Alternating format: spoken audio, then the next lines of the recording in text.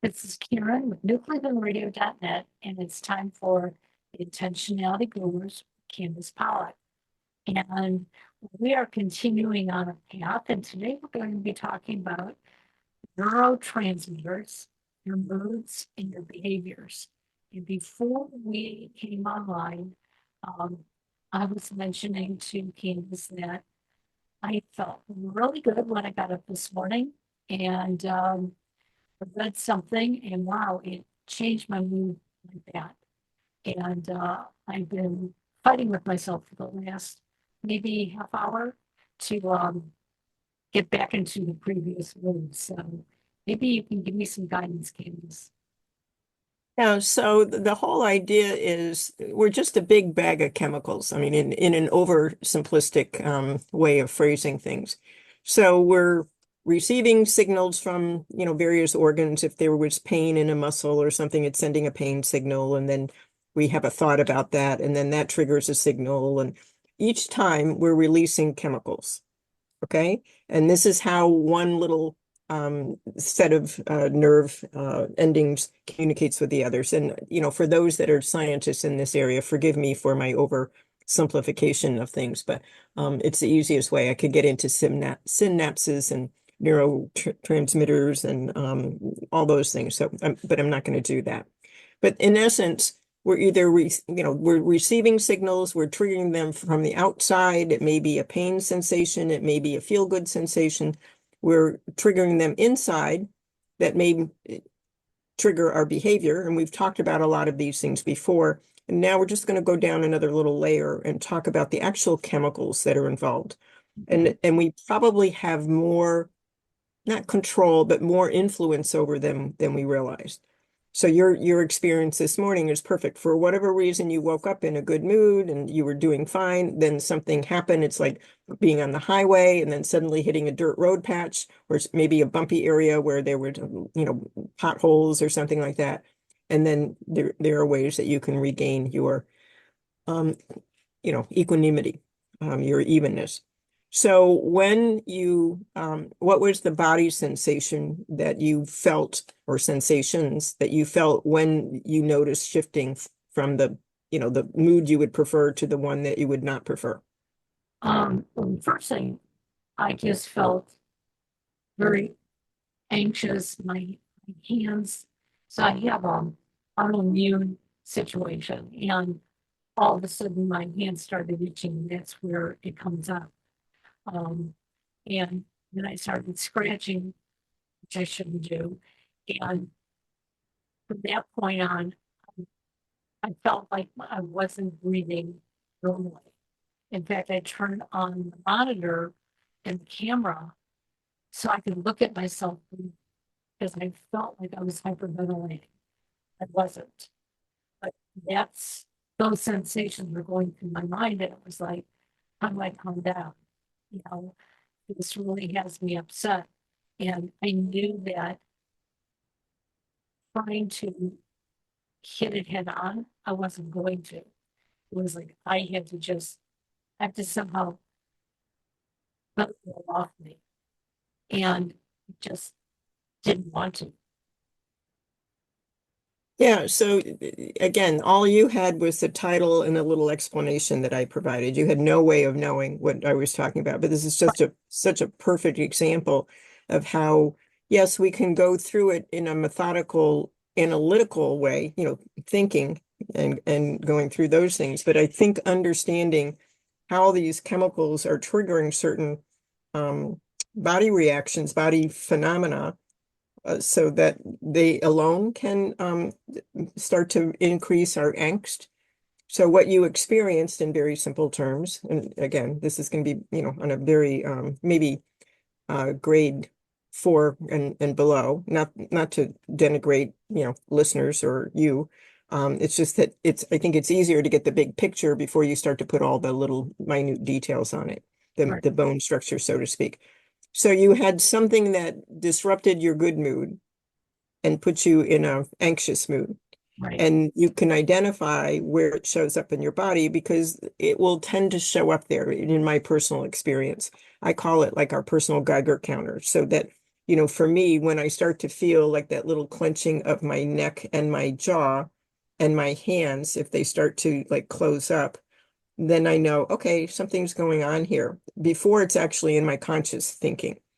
Okay. Um, all right. Sometimes, I do notice in the beginning somebody will say something to me, and it, the time it takes for it to go from my physical sensations to my awareness in my brain.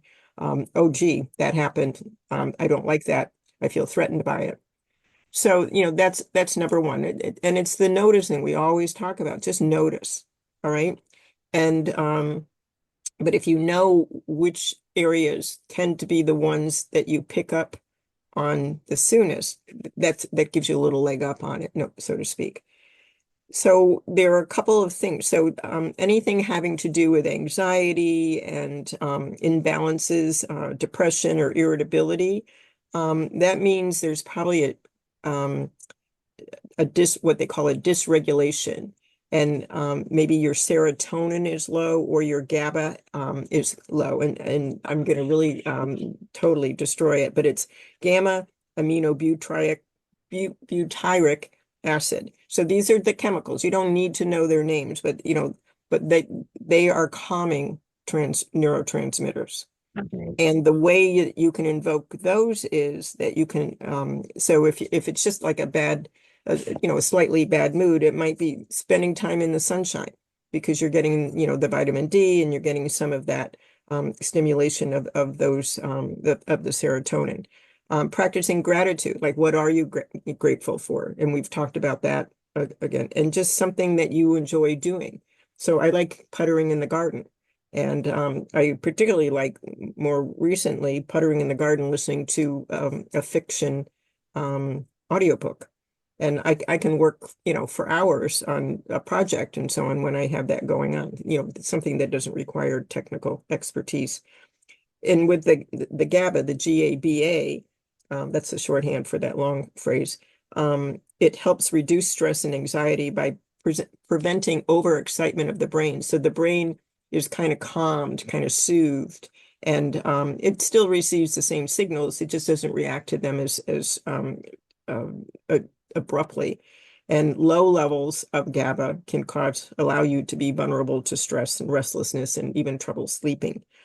And so the way to invoke the GABA neurotransmitters is deep breathing, and there's that vagal nerve that is the fighter, part of the thing that goes from our gut to our brain, and basically understanding how that's getting activated. And then just having a quiet reflection. So that's what you did. All right. Yeah. So thinking about that, any other kinds of things that you do tend to do when those moments come up and hijack you? So recently I picked up on, maybe it's not so recent, but when I sit in my studio, I have a big window here and I will look out outside. I will look at the clouds, I'll look at the trees, and I'll take myself on an imaginary trip for a couple of seconds, Hmm. um, just to get me out of the space where I am right now so Mhm. that I can refresh myself. Um, when this all happened this morning and I started using a number of the tools in my toolbox, my first thought was, I'd like to cancel all of my shows today. I'd like to just go take a long walk. Um, and then I realized, that's not going to happen. And it's not realistically going to happen. So what can I do instead? And right before we came on today, I was looking outside and it started getting cloudy. And so that was like, okay, well, I can appreciate this now. But maybe it's a good thing I'm not taking the day off. Mhm. But right. Yeah, but I love that. Just being able to switch your attention and kind of immerse yourself in the outdoors while being inside. That's a perfect example. And then how did you feel after you did that? Um, I will say that I'm feeling more comfortable than my initial reaction, but I'm still not quite where I want to be at. Um, Mhm. and Yeah, but I'm wondering, and you know, I don't need a particular answer. It's whatever answer you have. But it in the initial reaction, um, what was your cope level, and what was your cope level after having done that little break? so initially my coping level was probably around a 7 or 8 because I knew that I could do something about it. Just Hmm. wasn't there. Probably after looking outside and taking that mini walk in my head, I'm probably down to 2 or 3. But I'm one of Or those. 2 or 3 being a good thing. Yes, yes. Okay. But I'm one of those people that wants to like flush it out, like Yes. be back to exactly where I was before this all happened. Um, but realistically, I know that it's it's going to take time, and there are other triggers that probably are sort of keeping me where I am. Right. Yes. So it isn't just a 1 or 2 little potholes, it's a whole stretch of the highway potholes that you're going to have to get through it. Like everything feels like a rumble strip, Yeah, the entire way, like parts of 80. I feel like I'm on a luge whenever I'm on that road, and there's those inevitable stretches where it's like, oh my Lord, am I going to make it through this without hitting that median thing?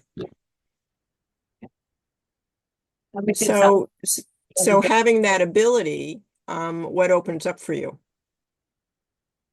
well. I have to say, knowing that I have developed these tools when I hit those potholes, um, I get this revelation like, okay, go sorting through your basket of tools.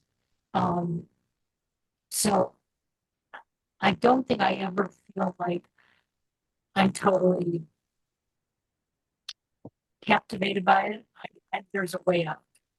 Um, and I think that is a really good thing for me because it doesn't allow me to wallow in whatever emotions. And knowing how you used to be, because we all had some level of used to be, how does that compare to now in Used, terms of your toolbox and that I, kind of thing?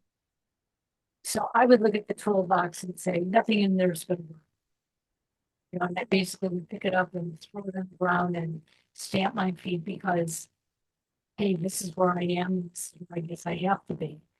Um, and you don't have, I don't have to be because I now realize that hey, if I would have looked a little closer to see what I had in there, you know, I could have moved myself up a step or two more.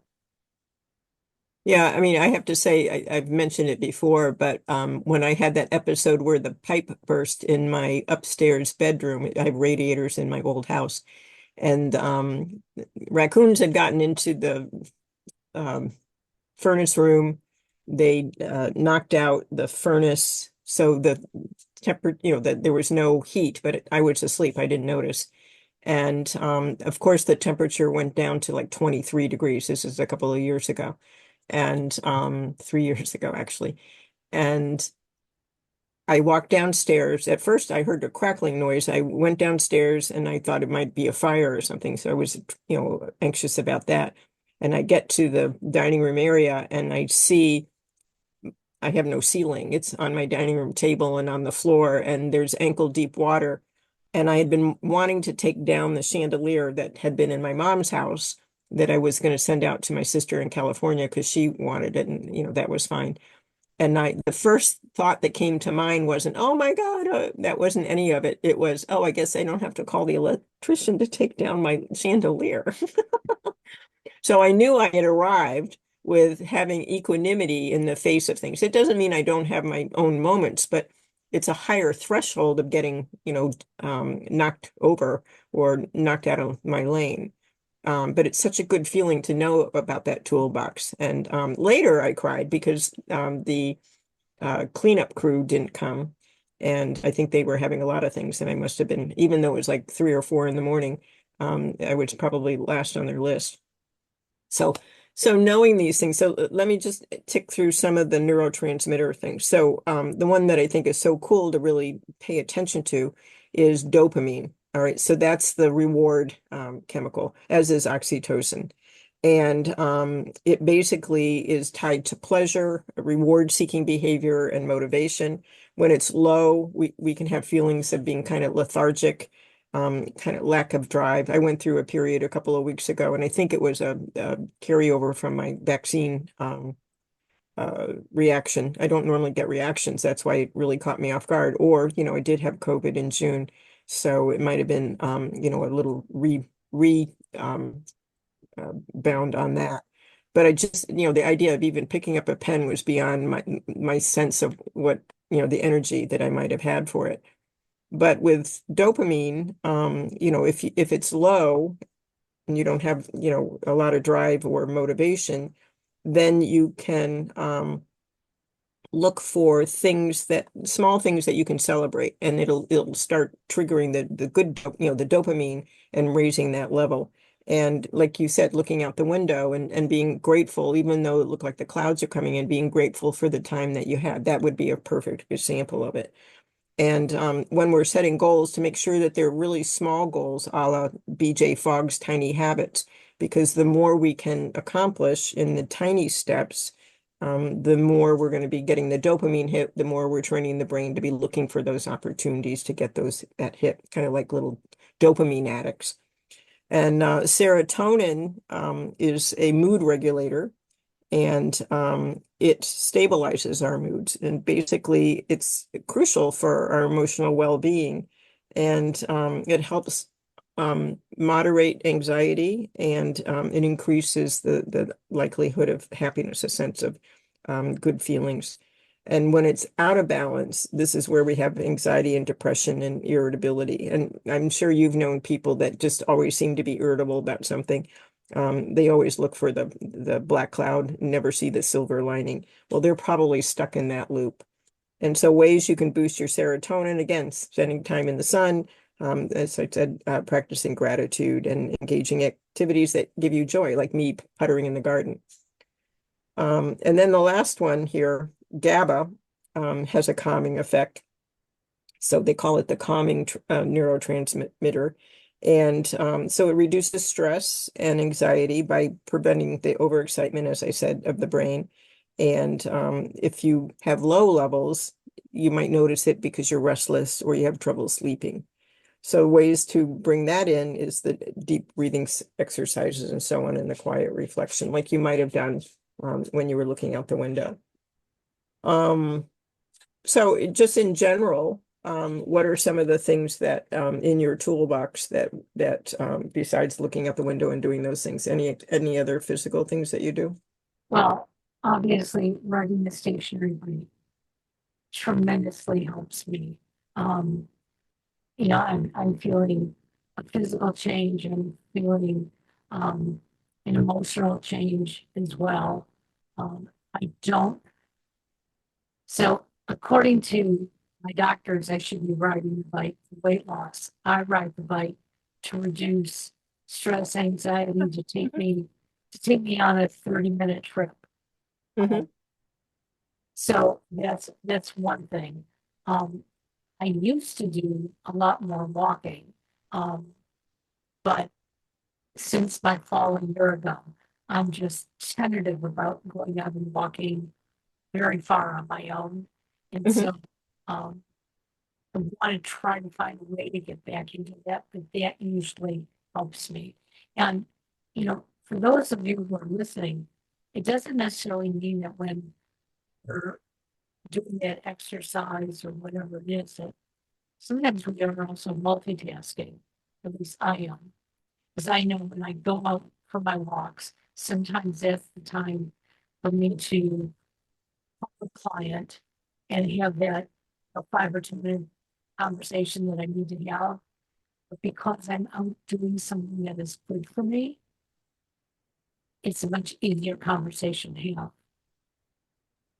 Yeah, and I was thinking about people that are wheelchair bound or other disabilities that keep them from engaging some of those activities. They can certainly do more of the contemplative kinds of things that involve the, thinking and uh, maybe watching something that while they're listening to an audio, something that is like a kaleidoscope, those kinds of images that are not linear necessarily, or if you look at my sister's dog, he is like totally engaged in dog videos, but just watching, silly cats and dogs and other creatures online or nature, those they can produce the same effect. So it's not just for the physical activity in terms of walking and those kinds of things. So, what I'm going to suggest people do to motivate you, get your little serotonin and dopamine and so on, maybe some oxytocin in there, the love neurotransmitter, is see where these things are showing up, pay attention to where it shows up in your body, because that's probably going to be the place where you pick up your signals the soonest, whether you're fully aware of them consciously or not. And basically kind of keep track like a little inventory of what kinds of things put you in the mood, what kinds of things help alleviate the mood. And it won't be, like that, like a snap. But the more you can notice it, the more you have a fork in the road, the more you have a choice. So that's it. Wonderful. Well, hopefully this will also help many of us get through the holidays, because the holidays can be very triggering.